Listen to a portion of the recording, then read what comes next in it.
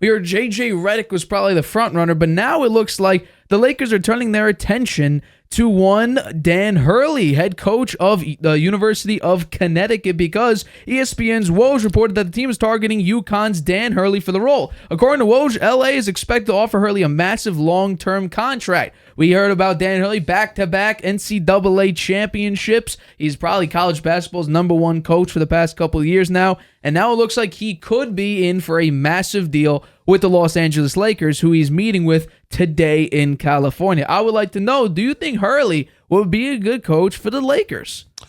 Well, I'm not so sure about that, but I'm very happy that he may take what probably will be $100 million contract, because as you see, I have a St. John's hat on, and I prefer Dan Hurley to be anywhere but in the Big East. St. John's were unable to beat Connecticut last year, even though they gave him a good run there in one of the games. But it'll be good to get him out of the Big East, I think. That'll be good for St. John's and Rick Pitino. So, he's 51 years old. He said that he wanted to be an NBA coach someday. Yeah, he's met today with Rob Pelinka and Jeannie Buss. And they're going to push hard to bring him in, I think, for a couple of reasons. One, he's a two-time national champ, back-to-back. Had 12 double-digit wins in the playoffs in the NCAA. That's a record. He says he hasn't made his decision to leave Connecticut, but I'm pretty sure he's going to. I think. Only James Borrego had more than one interview with the Lakers, and he was the Pelicans' assistant head coach. The other reason, there's actually three reasons. I think his success in college, 2 back-to-back national championships, dominant wins, and all the way through the NCAA in those 2 years. And the second reason is LeBron wants him. LeBron wants him. And I think that plays big.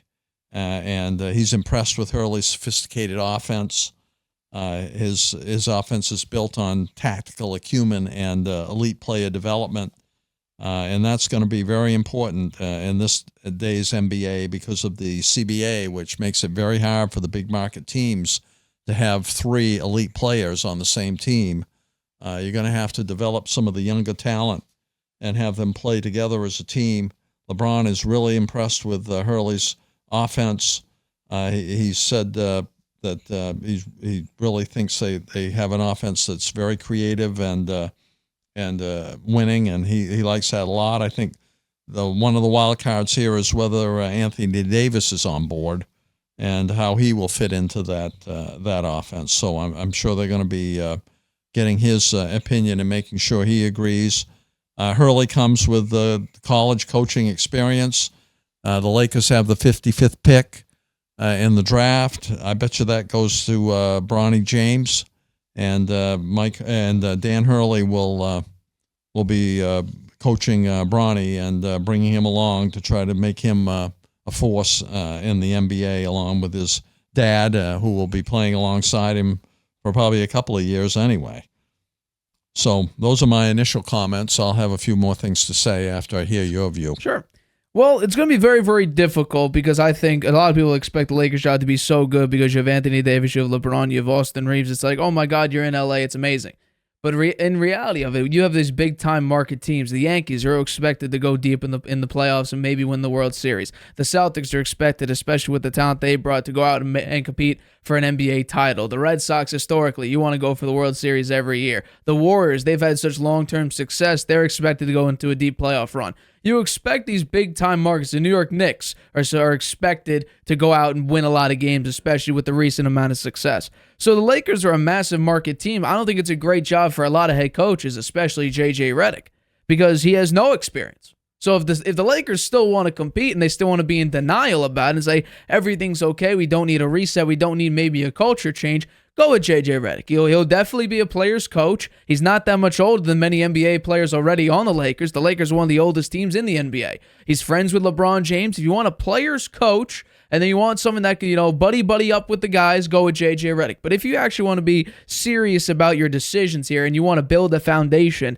that's where I think Dan Hurley would be a perfect coach to be a part of, at least to coach the team. Because expectations are, let's be real about it, the Lakers don't have a lot of great youth. They have a couple nice pieces. I think Austin Reeves is a perfectly nice piece, but overall, they don't have tremendous youth. The massive part of your team is still LeBron James, damn near 40 years old, and Anthony Davis, who just played actually the most amount of games ever played in his career, but historically has dealt with a lot of injuries. So those are your two main pieces. I think the reality is the window is basically closed. You're not really going to go anywhere because LeBron is just too old to carry a team. Maybe last year, if matchups, and you didn't play the Denver Nuggets when they were on such a hot streak, maybe the year before. But this year, it did not look good. It really didn't look good. So my guess is their finals window is basically shut. So I think really, if you want to talk about setting yourself up for success, JJ Redick is not the type of guy to do that. So I think you want to go with Dan Hurley, who you actually made a great point in. My guess would be, if we're being honest about the situation here, LeBron has said for a number of years now, there's two people by the end of his career he will want to play with. One that's unrealistic and one that's a very, very high possibility. The first one is Steph Curry. He's always been infatuated by the idea of playing with Steph, and the second one would be playing with his son, Bronny James. I think if you want to go for a proper succession plan, get Hurley in the building, have him work with Bronny and let that pan out. You have the 55th pick in the draft, so that's what you would go to. You got to start prepping for the future. And on top of that, who says LeBron doesn't play 2 more years? I think he will. Probably. Yeah. Especially if you have a coach like Hurley. My only problem with Hurley is that he's very animated. He's not one of these types of coaches that keeps his maybe emotions in check. He screams, he demands stuff. He doesn't ask, he demands it because that's kind of what you can get away with in college. So will LeBron take to that type of hard coaching? Will Anthony Davis take to that hard type of coaching? That's where the only problem, I think, lies. But outside of that, his offensive game plans are perfectly fine. I think the UConn offense translates pretty well to the NBA just because it's a lot of off-ball movement and three-point shooting. So that's really what the NBA is all about, three-point shooting and off-ball movement. So as long as you keep that mantra going in and you start building around that type of mentality and you sort of instill that kind of offense, I think it'll be a perfectly fine idea. Yeah. Not only that, but also Dan Hurley's kind of already worked with a number of NBA players. Because think about this. You talked about the 12 double-digit victories, which is a record. But also, he also lost 5 of its 8 leading scorers and 3 starters from the 2023 winning team. So he was doing all that with a lot of his pieces missing. And now going into the NBA, he may either draft or play against some of his old players, which actually maybe puts him at an advantage because he knows those players' strengths and weaknesses. Yeah. So, interestingly, UConn has a team for 2024 that's considered a very, very high-quality team. A couple players are not going into the draft this year. Yeah. They were able to keep a couple players. So he could go back there with the thought of maybe making a three-peat, Maybe. So, I don't know. I think he'll go because the money's going to be huge. The contract term is going to be long. And the opportunity to be on one of the biggest stages is something that's going to be very enticing for him. I think one thing I'd point out, 20 years ago, this year, the Lakers tried to hire Mike Krzyzewski, and they couldn't get it done. They offered him a huge contract. He stayed at Duke. But I think the chances of bringing Hurley in are much better because now the ability of the teams that in college that are non-power football schools and the fundraising for the teams and the scholarships is much tougher, and it's much more of a grind in college coaching now to be successful for a team like UConn than it was for Krzyzewski at Duke. So I think he's gone. I think he's going to go to the Lakers. I think if we're just talking about maybe the next step up, and maybe he likes to chill in college. Deion Sanders says he just wants to be a college NFL coach. Maybe that's just something you do. Do you think Deion could get a NFL coach? People always talk about it. After what the culture he built with Colorado, People are already saying he had minimal. Yeah, we didn't have much success winning. Minimal amount of success, and they're saying eventually could he potentially be another NFL head coach? And he's saying no, he's going to chill with Colorado and keep building on what he started building. So my guess would be, yeah, it's going to be a massive amount of money. It's probably going to be a 10-year contract. You're probably going to get $12 million a year. So that's what, 10 years, $120 million total. That's probably what it's going to look like. And I think he's definitely one of, if not the best college coach.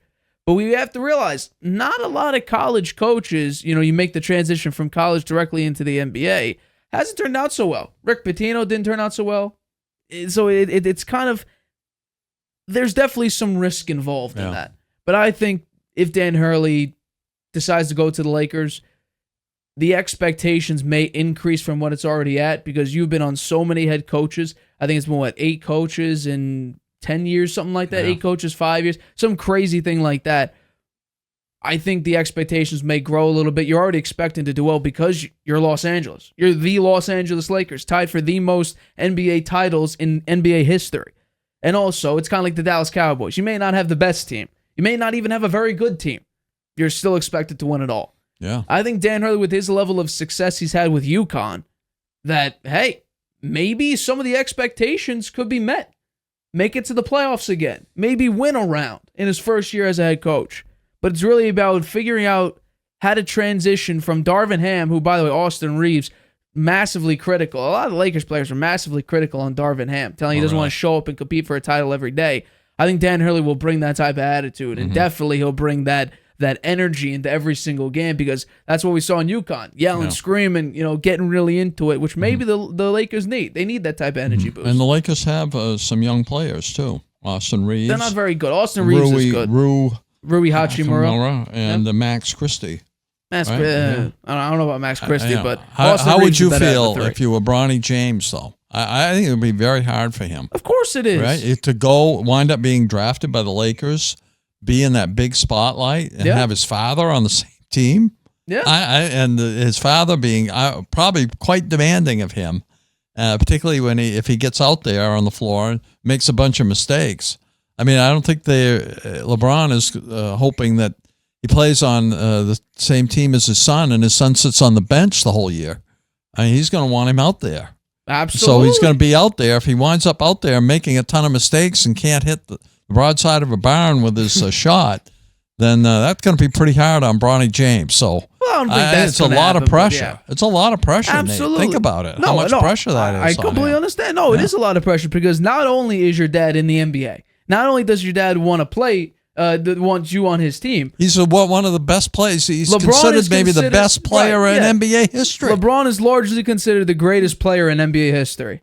So the amount of expectation on you is massive. Not only that, you're going to be sort of compared to him maybe a little bit, because you learned under him your entire life. He coached you, I'm sure, through a lot of your younger AAUs or what other leagues you're a part of. Yeah. He brought you into the NBA. He trained you, basically, and now you're going to be playing alongside him. Yeah, well, it could lead to some unhappiness and maybe some mixed feelings in the locker room about all of this, too, if they keep putting Bronny James out there and he doesn't play well. I think that could create a team issue. So I think that could be tough on Dan Hurley. I don't know. He may think twice. We'll see. But I think the money's going to be too big and the contract too long. And, probably LeBron James, he's got 2, maybe 3 years. I don't know why he'd retire. He looks pretty good out there to me. He's still one of the top 20 players in the NBA, wouldn't you say? I'd say a lot of people consider him at least top 10. Yeah. So his stats look really good last year. He played well in the playoffs. I mean, he's not as dominant in the playoffs as he used to be. I mean, he could carry the whole team by himself there for a while. He can't do that anymore, but he's still a force. And this chemistry of having his son on the team, and whether his son is any good or not, which we really don't know. We only had his scoring average was like 4 points a game in college. He was triple singles and everything. He didn't really get much of an opportunity, and he's a guard. That's a lot, Well, he performed very, very well in the combine. So maybe the numbers in college, you might. I'm not saying wash. The combine is like 1 day, right? Right. No, it's very risky to judge one player on one good performance on one particular day. Yeah. And especially when it's like, oh yeah, who could jump high? Like, yeah, you have a nice vertical. That's good. You're athletic. Should be. You're LeBron James's kid. Yeah, doesn't mean you can. But in an actual game, how do you perform? And yeah, maybe, maybe what another kind of year. defense? What kind of defense will he play? Nobody really knows. Maybe another year in college, you could potentially say. But then again, let's be honest. This is kind of LeBron's. Yeah, well, LeBron never even went to college. Right. He came right out of high school. Right. Yeah. So maybe this is LeBron's timeline right now. Yeah. So, which is I think it's a little bit unfair, truthfully. Yeah. But I think it's gonna be hard on Bronny, but big time. Big time. I'd cut him some slack. It's hard to. It's hard to when you're LeBron James's kid. I think for the rest of the team, if Bronny James is out there on the floor, which he's going to be, because the goal is for father and son to play together, and he plays lousy, and they keep doing it, then I think that's going to be hard on the coach with LeBron and Bronny, and also on the team. Hi, everybody. Thanks for watching. Make sure you subscribe here to get the latest from the show. Also, if you want to check out the full episode, make sure you click the I in the top right-hand corner right now. If you want to listen to this show anywhere you go, make sure you go to anchor.fm/The Harvey Hour or anywhere you get your podcasts.